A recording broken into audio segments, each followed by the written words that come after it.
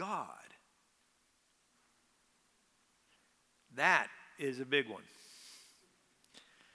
Now, there are certain things I think about God, and most people think about God, that I don't think qualify as being able to imitate.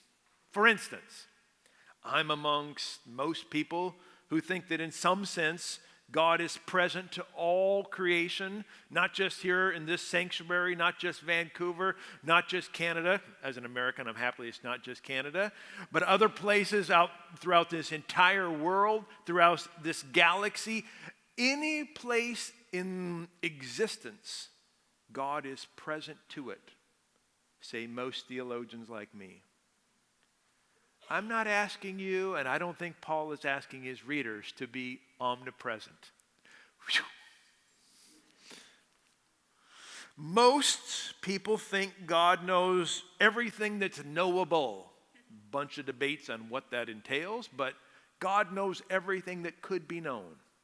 I don't think God is saying to Lonnie, you know what, you need to know everything, Lonnie. There is one way, however, in which I think Paul is calling us to be like God, in which we can actually respond positively. And that way is expressed at the end of the passage that was read this morning. Be imitators of God as dearly beloved children, and live a life of love like Christ loved us. I think you and I can be like God in expressing love for others. Now, God loves everybody all the time. You and I aren't omnipresent, so we're asked to love those in front of us or those to whom we influence. But I think we can be like God by living a life of love.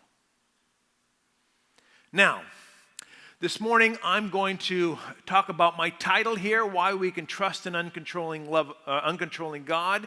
And I want to do this in the context of the number one reason atheists and agnostics say they just can't believe a God even exists. That reason?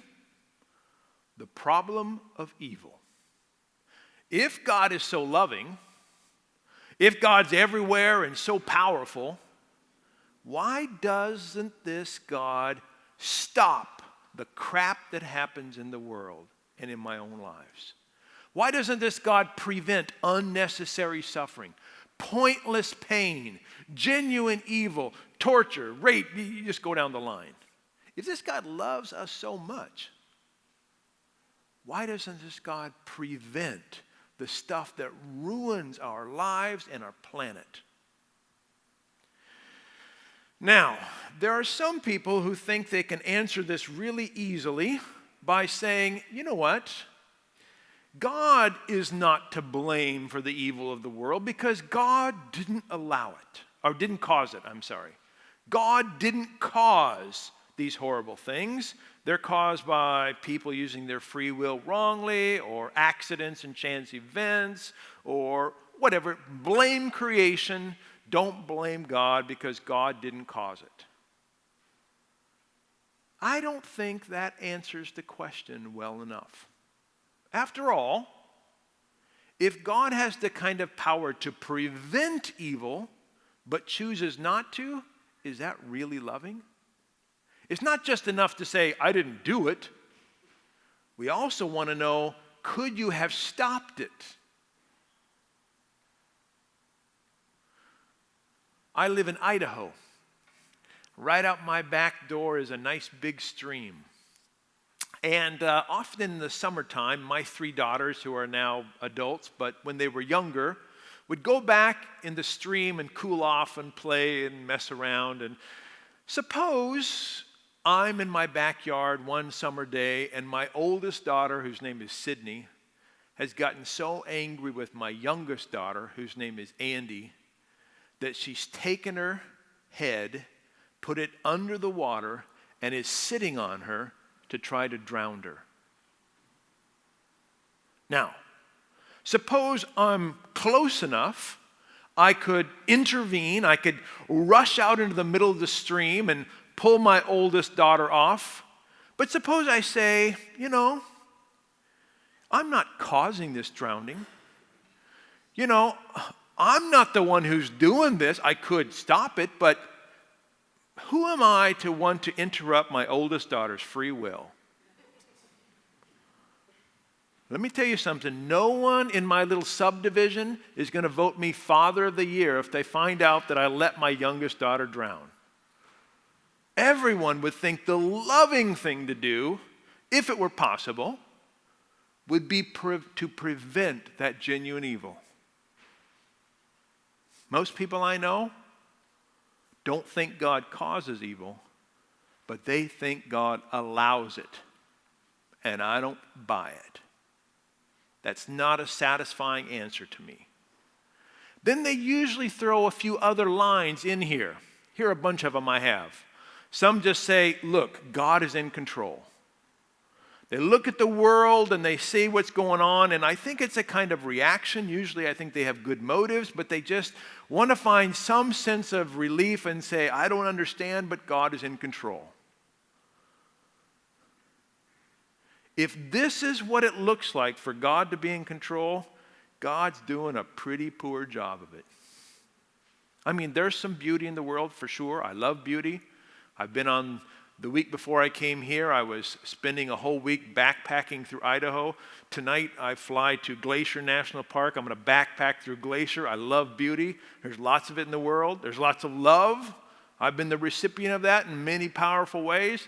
I'm not denying that. But if the whole thing is a world in which God is in control, this is not a very good job being done here.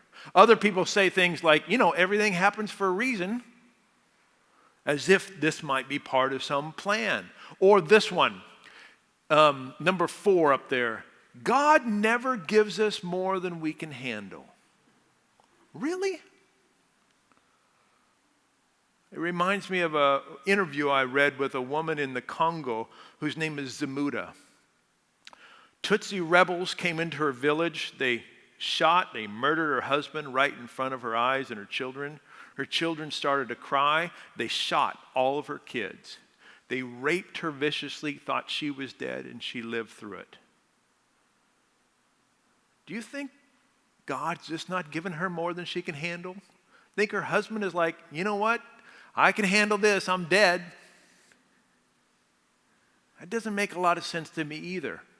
This one, the 5th one, says that God has abandoned or forsaken us. I understand why people sometimes feel this. They feel like God could rescue them, but since God hasn't, God must be away on holiday. God has other business. God has got a big universe to run, so He's not going to help me out in my times of trouble. I have been abandoned. I don't think that's a good answer either. I don't think God decides not to help us out when God can. Or another line up there, God's just trying to teach you a lesson. This one's got a grain of truth in it, because we oftentimes do learn something from the midst of our difficulties. But if everything that's happening in the world is there to teach us a lesson, well, lots of people die unnecessarily. Do they learn lessons? Are you really going to look a young woman in the eye who's been raped and say, God's just trying to teach you a lesson? I'm not.